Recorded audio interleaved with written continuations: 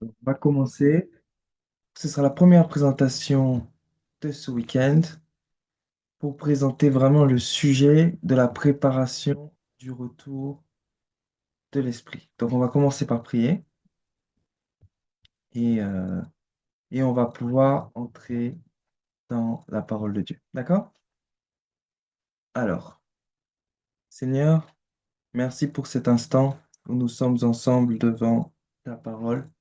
Permets que nous puissions, que nous soyons transformés par ta vérité et que nous puissions grandir à ton image ce soir, ensemble. En ton nom et pour ta sainte gloire. Amen. Amen. Amen. Amen. Alors, pour commencer, je vous rappelle que c'est bien un échange, un moment de discussion.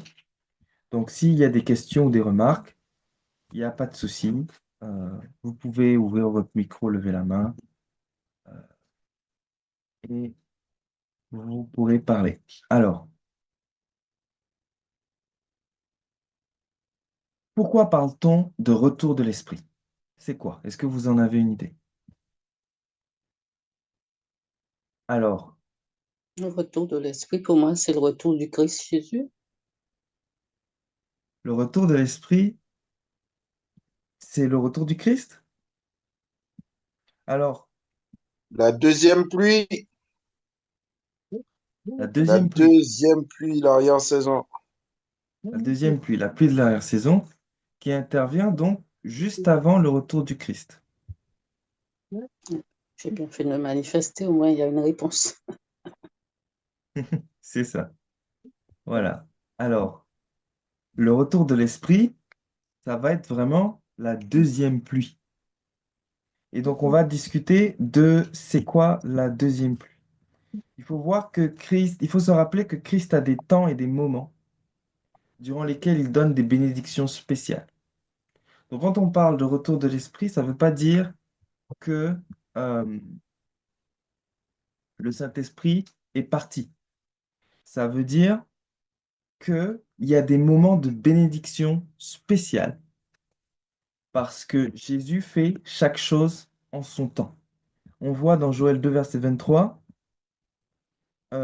qu'il enverra la pluie en son temps, la pluie de la première et de l'arrière-saison.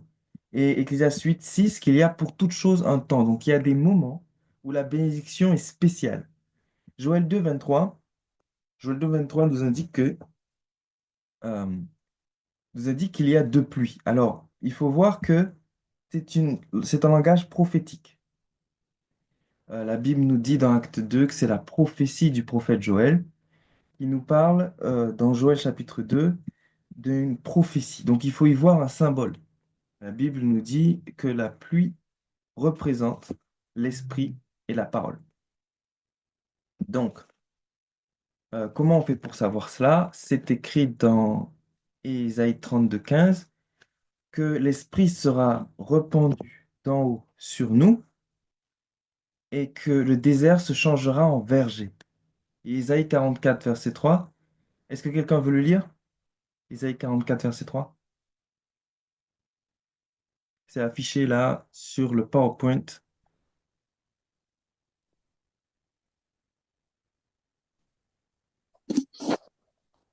Car je répandrai des eaux sur le sol altéré et des ruisseaux sur la terre desséchée. Je répandrai mon esprit sur ta race et ma bénédiction sur tes rejetons. Amen. Amen. C'est un beau texte et on voit que à quoi le Saint-Esprit est comparé ici. Il est comparé à la Réseau. pluie. Il est comparé à l'eau. Oui, Comment? oui, à des eaux. Oui, il est comparé à des eaux. Il est comparé à la pluie. Donc, euh, Après, il faut laisser. on voit que la pluie est un symbole, ou plutôt l'eau est un symbole du Saint-Esprit. Combien de pluies il y a? Dans le texte qu'on vient de lire, il y en a deux. Il y a la pluie de la première et la pluie de l'arrière-saison. ça ne veut pas dire que il ne pleut pas le reste du temps dans l'année. Ça veut dire qu'il y a des moments spéciaux de pluie plus intenses, plus importantes. Donc, on va rappeler la chronologie de la moisson en Israël. D'abord, il y a les semailles du blé. Ensuite, il y a la première pluie, la pluie de la première saison qui se fait en automne. Ensuite, il y a la deuxième pluie qui se fait au printemps, qui est la pluie de la dernière saison, la pluie de l'arrière-saison. Et ensuite, il y a la récolte du blé l'été suivant. Et avec la Bible, on arrive à comprendre la symbologie qu'il y a dans ce texte, dans ces textes. Premièrement, les semailles du blé, c'est vraiment Jésus quand il a répandu la parole dans Matthieu 13 au verset 23. Ensuite, on a la première pluie après les semences. Donc, comme on indique la pluie, c'est le Saint-Esprit. C'est bien sûr la Pentecôte. Et ensuite, on a la deuxième pluie, celle qui nous intéresse ce soir, le retour de l'Esprit. Et puis finalement, la récolte du blé en été, le retour du Christ, qui est dit comme étant une récolte dans Matthieu 13, 39 et dans l'Apocalypse et dans plusieurs textes. OK? Euh, quelles seront les conséquences de... Quelles ont été les conséquences de la Pentecôte? La Pentecôte, c'est un moment unique qui a marqué l'histoire. D'accord? Mais ce qu'il faut se souvenir, c'est que de la même façon que la Pentecôte a marqué l'histoire, la deuxième pluie va aussi marquer l'histoire. Parce que, vous voyez, la pluie du printemps en Israël, elle est plus importante, elle est plus conséquente que la pluie de l'automne. Il pleut beaucoup plus en mars, avril, mai qu'en septembre, octobre, novembre. Donc la deuxième pluie sera encore plus grande. OK? Et comment on va faire pour savoir que la deuxième pluie est tombée? Vous avez des idées?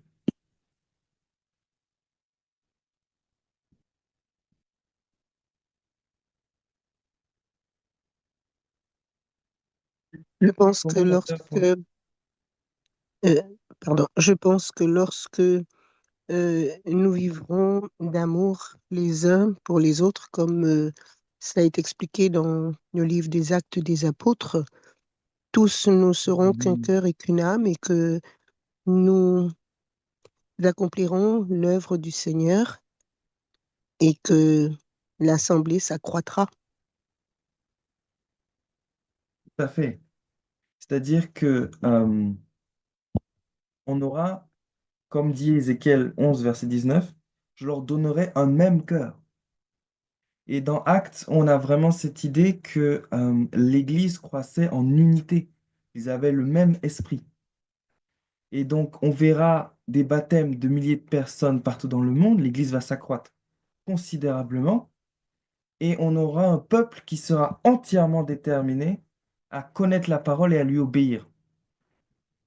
Le Saint-Esprit va permettre qu'on puisse suivre les ordonnances, qu'on puisse observer et pratiquer les lois pleinement. Alors j'ai une question. Sur qui est-ce que cette pluie va tomber? Sur qui est-ce que cette pluie va tomber? Sur tous ceux qui ont cherché Dieu, sur tous ceux qui demandent Dieu et l'Esprit. Sur tous ceux qui cherchent Dieu. OK? On a un texte qui dit ça d'ailleurs. Osée 6, verset 3. Connaissons, cherchons à connaître l'Éternel. Sa venue est aussi certaine que l'aurore, comme la pluie. Il viendra pour nous comme la pluie du printemps, donc la pluie de la saison, qui arrose la terre. Donc d'après ce texte, sur qui la pluie elle va tomber? La pluie va tomber sur ceux qui ont cherché à connaître Dieu avant que la pluie arrive. Et c'est cohérent avec la chronologie. La deuxième pluie arrive juste avant la moisson. Donc, elle tombera que sur les plantes qui ont déjà reçu la première pluie. Parce que la première pluie a fait germer la graine, mais c'est la deuxième pluie qui termine la croissance du blé. Donc, pour que la deuxième pluie puisse terminer la croissance du blé, il faut déjà avoir grandi. Il faut déjà avoir grandi. Il faut déjà avoir cherché à connaître Dieu. Il faut déjà avoir connu Dieu et s'être vraiment rapproché de lui, avoir laissé la parole de Dieu remplir nos vies. Ellen White nous dit que nous pouvons être assurés que lorsque le Saint-Esprit sera donné, ceux qui n'ont pas pu recevoir, ceux qui n'ont pas su recevoir et apprécier la première pluie, ne verront ni ne comprendront la valeur de la pluie de l'arrière-saison. Donc ceux qui n'ont pas reçu la première pluie ne verront même pas la deuxième pluie arriver. Événement des derniers jours, 148, paragraphe 2. OK? Donc, ce qui se passe, c'est que si dans l'Église, nous sommes dans l'Église, OK? Si nous n'avons pas déjà reçu une partie de la puissance de la Pentecôte dès maintenant, eh ben, nous ne pourrons pas recevoir la pluie de l'arrière-saison non plus. Il n'y aura pas de pluie de l'arrière-saison sur ceux qui n'ont pas la pluie de la première. De la même façon, 1 Corinthiens 2, verset 14 nous dit euh, que l'homme normal, l'homme naturel, l'homme animal, il ne peut connaître les choses que l'Esprit donne, il ne les reçoit pas, parce que c'est spirituellement qu'on en juge. Donc ça veut dire quoi? Ça veut dire que une personne qui n'est pas déjà régénérée ne peut pas recevoir les choses de l'Esprit de Dieu. Alors, qu'est-ce qui a permis aux apôtres de recevoir déjà la première pluie? Qu'est-ce qui leur a permis de recevoir la première pluie?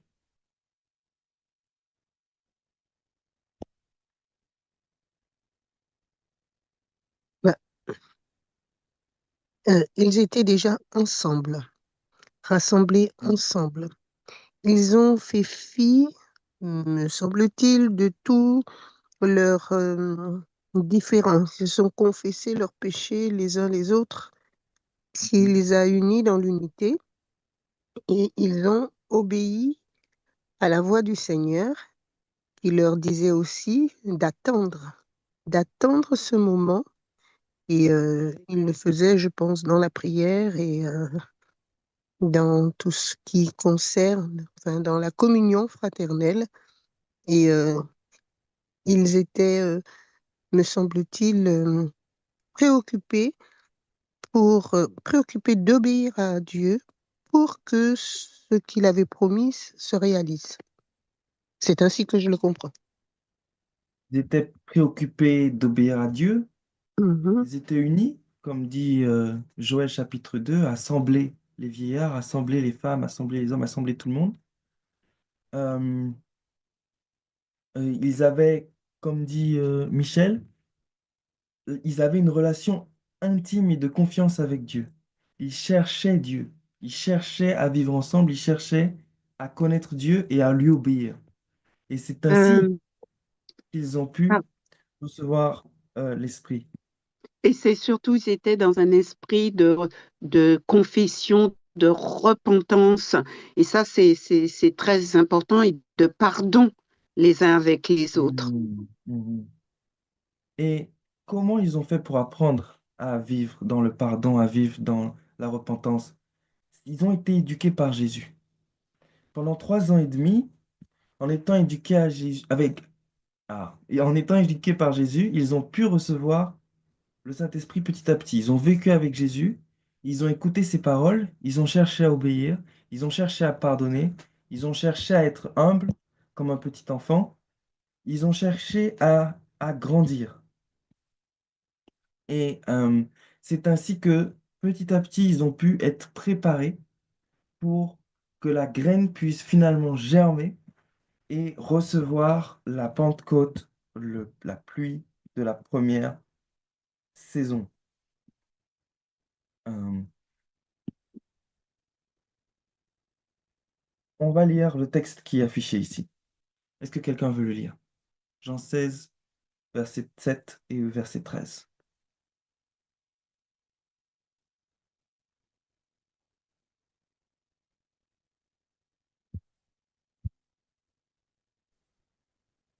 Oui, c'est un modèle, véritablement.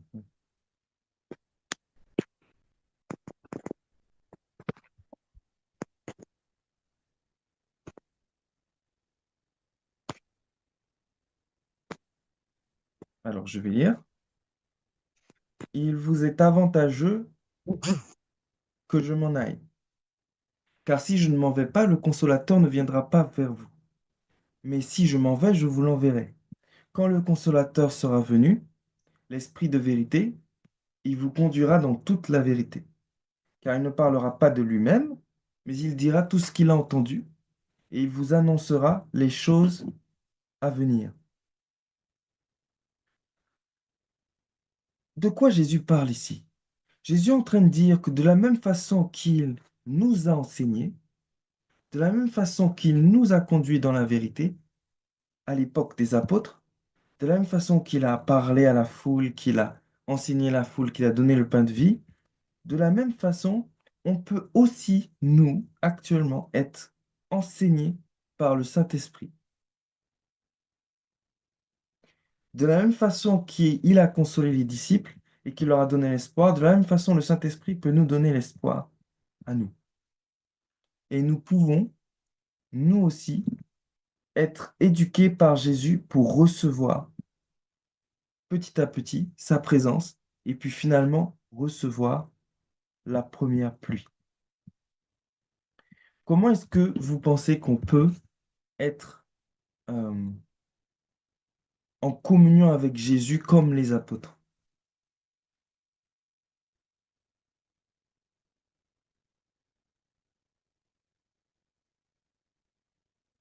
En passant du temps dans la parole,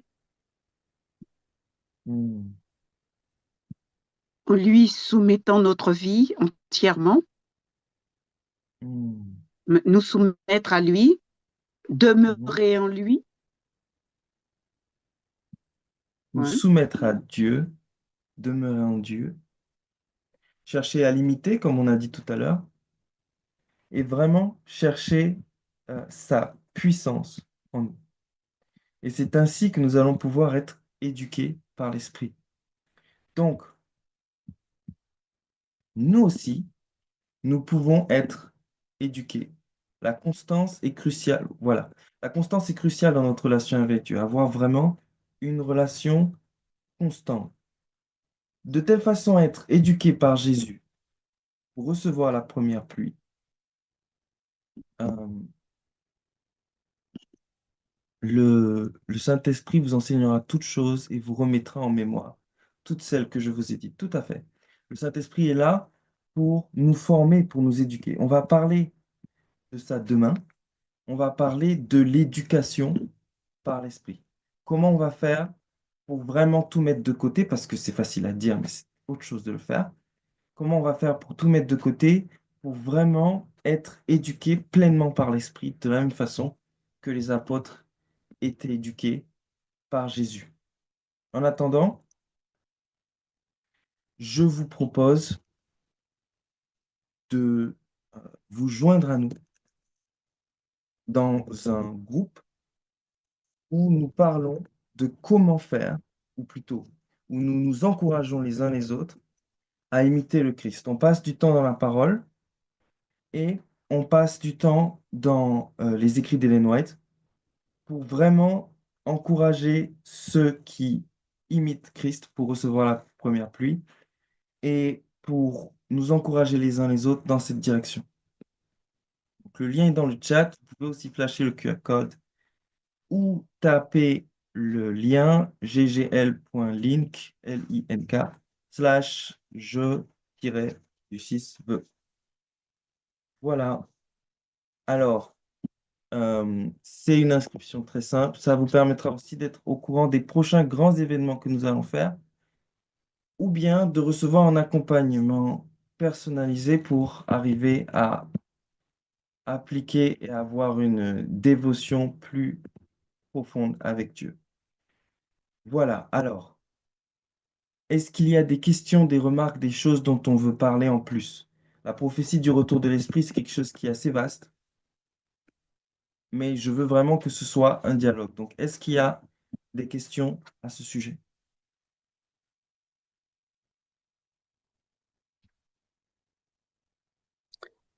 Au niveau de la première pluie, au niveau de la deuxième pluie, est-ce qu'il y a des questions?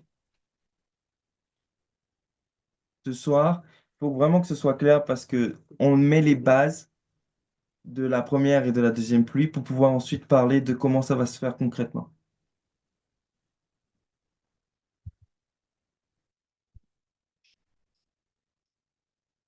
Alors, on va continuer que s'il y a des questions, d'accord? Le lien est toujours dans le chat.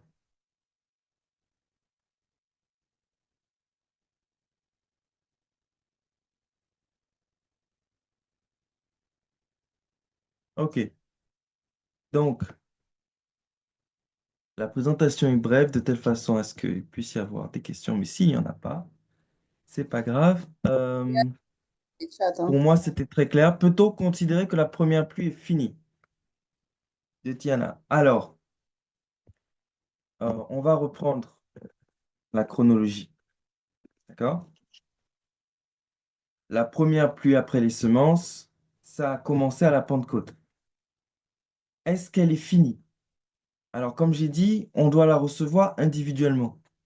Donc, l'événement de la Pentecôte est fini dans le sens que les apôtres sont morts, l'événement même est passé, mais la bénédiction continue. Et on voit bien, bon, j'ai pas mis là, mais on voit que en Israël comme en France d'ailleurs, la pluie continue jusqu'au printemps. Ok? C'est moins intense qu'en automne, mais ça continue. Et donc effectivement, la pluie, la première pluie n'est pas terminée. Non, la première pluie n'est pas terminée. Alors, Michel, à quel point sommes-nous convertis ou souhaitons-nous être convertis? Répondre à cette question nous aide à cheminer dans l'authenticité et par conséquence l'enjeu de la pluie de l'arrière-saison. Alors ça, c'est tout à fait vrai. C'est-à-dire qu'il faut se poser la question à quel point est-ce que je suis mes propres idées ou à quel point je suis les idées de Dieu. À quel point est-ce que je suis le Saint-Esprit ou à quel point je suis ma chair. Sinon, effectivement, il n'y aura pas de pluie de l'arrière-saison. Merci Jonathan, de rien, Tiana.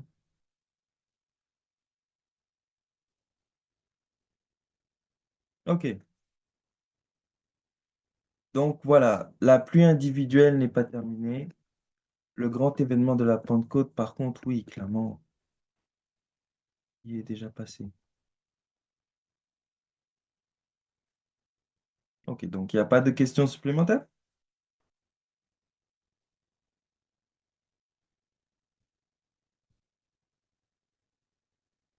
Est-ce qu'il y a des difficultés à utiliser le lien, peut-être? Mathias, Mhm. je peux poser la question oralement. Oui, vas-y, bien sûr. Bonsoir. En fait, Bonsoir. par rapport à ce qui a été dit, Mhm. alors, on sait qu'au moment où il y a eu la, la Pentecôte, il y avait un esprit où tout le monde mettait en commun. Il y a quelqu'un qui a fait un commentaire aussi tout à l'heure.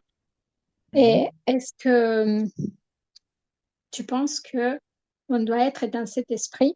Parce que personnellement, je dis bien personnellement, et ça ne regarde que moi, je trouve qu'on est très loin de cet idéal qui était à cette époque-là, ou en tout cas Mhm. par rapport à ce que dit les textes dans la parole, où tout était en commun.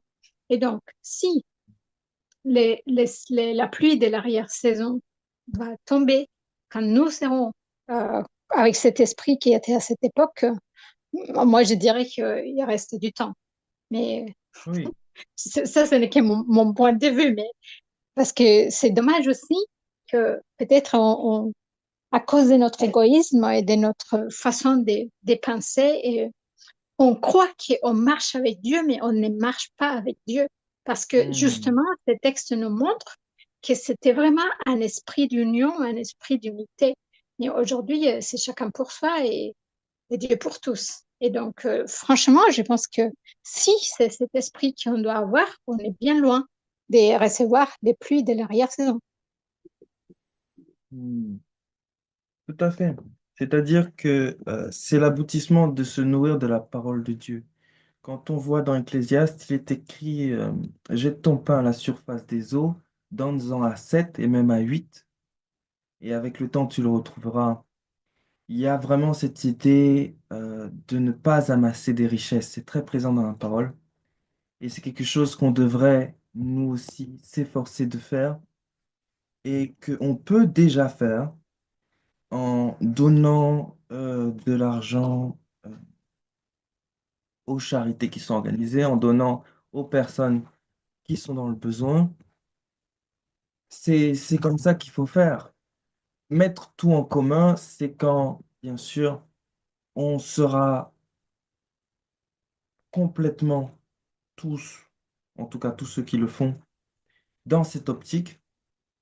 Et en tout cas, ce sera possible à nouveau. Euh, Comme tu as dit et c'est vrai que c'est individuel, toi, enfin, j'essaie de visualiser un peu ça. Deux personnes peuvent être ensemble. Il y en a un qui va recevoir et pas l'autre, hein, parce qu'il y en a un qui sera prêt et pas l'autre. C'est vraiment individuel, comme tu l'as dit, c'est vraiment au niveau relationnel, la relation qu'on a. Il faut faire son introspection, etc., etc. Donc, on peut passer tout le temps à attendre l'appui de l'arrière-saison. Et on croit que, bon, c'est pas encore tombé, alors que c'est tombé sur ma voisine. Tout Donc, à fait, je crois qu'on doit être très vigilant, comme la sœur qui vient de parler. En fait, collectivement, qu'on ne soit pas prêt, on peut le constater, mais peut-être que ça ne se fera pas comme ça, hein, puisque c'est individuel. Enfin, c'est mon point de vue alors, aussi, quoi. alors, il faut effectivement, c'est une préparation qui est individuelle, mais l'événement lui-même de la pluie de la deuxième saison, ce sera pas euh, une seule personne ou Non, non, bien le Grand une Prix, ouais. personne un endroit et une personne seule un autre. On voit bien que les apôtres ont prié ensemble Mm, mm, au moment où ils ont reçu l'Esprit. Et on a aussi dans Joël chapitre 2, attendez une minute, j'en ai parlé tout à l'heure, mais j'avais pas donné la référence. Dans Joël chapitre 1, pardon, si, 2 verset 16, voilà. Juste avant de parler de la pluie, il dit, assemblez le peuple, formez une sainte réunion, assemblez les vieillards, les enfants, même les nourrissons, que l'époux sorte de sa demeure et l'épouse de sa chambre. Donc on a vraiment un mouvement qui se forme, ok, qui se forme et où on fréquente Dieu, on fréquente sa parole, on le cherche ensemble et c'est ainsi que la pluie descend. Et c'est comme ça que on est transformé et qu'on est préparé pour la pluie de la saison.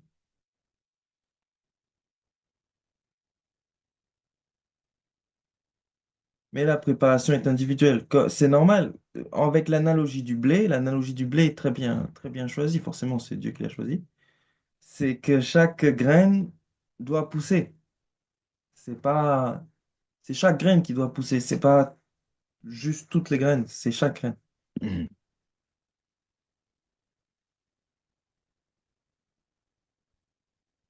Question, remarque supplémentaire? Ah, il y a un message dans le chat. Transformer individuellement, la vie en collectif sera plus évidente et surtout en cohérence avec la parole, car chacun manifestera les fruits de l'esprit nécessaires à la vie collective. Tout à fait. C'est exactement ça.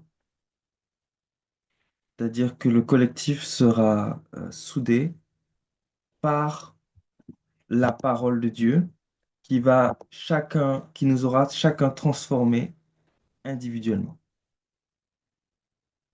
Voilà. Alors, je vous souhaite une bonne soirée. un bon sabbat. Que Dieu vous bénisse. Et merci beaucoup. Merci. Bon sabbat. Bon sabbat à tous. Merci, bon sabbat Mathias. Merci, bon sabbat. Bon Bon sabbat. sabbat.